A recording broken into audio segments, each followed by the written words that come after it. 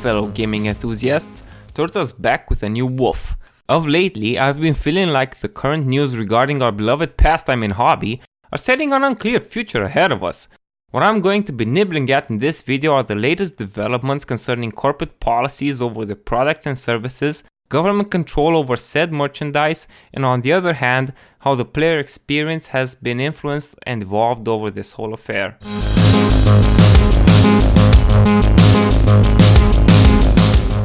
First of all, business is booming. Valve alone reported a total of approximately 21 billion hours that players have amassed over 2019. To put that in perspective, that's 875 days per year. Not just that, but the number of monthly active users has increased substantially. All in all, 2019 was supposedly their best financial year yet. And that's just one company. Now think about it on a global scale. It's pretty obvious the stage has changed.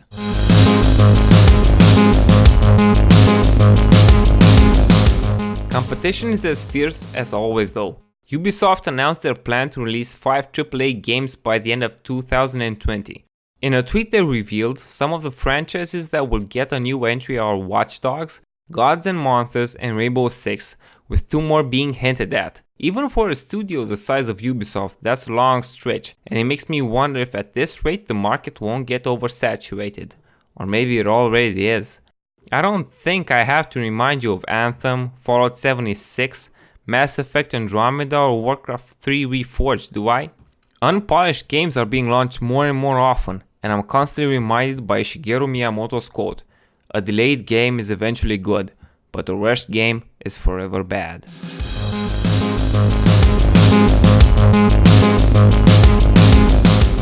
On another note, the industry giant EA Games reported massive earnings for the holiday quarter of 2019. The American producer banked a total of $993 million from their live services platform that deals heavily in microtransactions. Even the success of Star Wars Fallen Order and Battlefront 2 took the publisher by surprise, as both of them exceeded their projected sales. And since the announcement of their collaboration with a Chinese partner to bring Apex Legends to the Oriental mobile gaming scene, the future is looking bright for EA Games. Taking a look at the ratio of profit this particular branch of users has wrought in comparison to other platforms, it's pretty obvious this direction will take center stage in the years to come.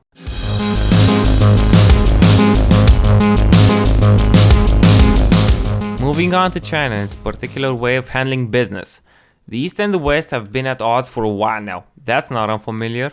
Clashes have come from copyright lawsuits to political statements which ignited a frenzy of debates. Most of us have heard of the Blitzchung controversy. If you haven't, I suggest you look it up. The latest hit by the Chinese government comes through the form of censorship. Specifically, new regulations are put into effect to reduce the time in which a dead body must fade away and the amount of blood shown on screen. I guess that's understandable, but it goes further. Language is being targeted too, with words such as winner and attack to be translated into simple Chinese. Now I can't wrap my head around this and what's that supposed to accomplish without sounding cynical. All I'm going to say on the matter is that it sounds excessive. The next one is plain weird. Video games that include the option of marriage must be banned for children. Not to be a stick in the mud, but I'm guessing with all the adult content moving around, the appropriate age for the flowers and the beanstalk has dramatically dropped. So I'm guessing it's not about that. What remains is the depiction of a common relationship between 2 persons, so I have no clue as to who this is supposed to be targeted at. The final adjustment regards loot boxes. It's something similar with what some countries such as Belgium tried to do when they tried to outlaw loot boxes based on gambling legislature and accusing the method of predatory practices. China intends to modify this system to include the exact numbers of tries to obtain each item from a certain loot box, rather than a percentage chance. I'll honestly say I'm totally on board with this. And you know what goes hand in hand with the surprise mechanics? You guessed it, the infamous cash shop. Over the latest few years, this aspect has become a fully fledged and defining feature for most, if not all free-to-play games. What started as a way to fund and encourage the developer to further create their products has developed into something different. I find the consumer to be increasingly abused by the sheer quantity of simplistic content ranging from cosmetics to all kinds of exclusive bonuses and perks, not to mention their aggressive marketing style, bombarding the user with special offers and promotions as pop-ups keep distracting the user from the core experience. Take the example of almost any free-to-play game. It gets its fun factor time-gated. I'm pretty sure everyone watching this video knows what a time-consuming chore grinding can be in MOBAs, looter shooters, fighting games, and so on.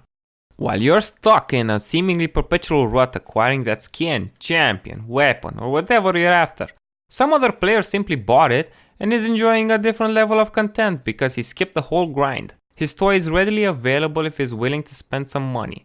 So what you end up with is a discrepancy between the experience of a non-paying customer as opposed to one that used the cash up.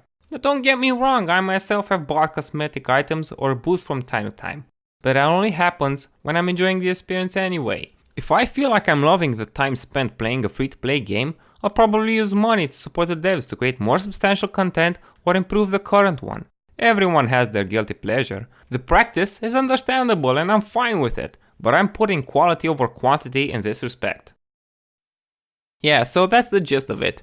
The industry is thriving according to sales, but numbers aren't all, especially since so much of them originate from microtransactions. Pre-purchases, season passes, loot boxes, cosmetics, and so on don't reflect the quality of the product or the satisfaction of its users. A general feel of frustration looms over the horizon, as more and more beloved franchises have releases met with scandalous and mixed receptions. Former admired developers are faced with subpar reviews over the same old criticisms. It seems that the focus has shifted from releasing a superior new game to milking us players of our money through shallow attempts at instant gratification and the dangling of a carrot on a stick mindset. And to think it all started with a $2 horse saddle. It started small, like the beginning of an avalanche, and the only way to put a stop to it is in the hands of your everyday gamer.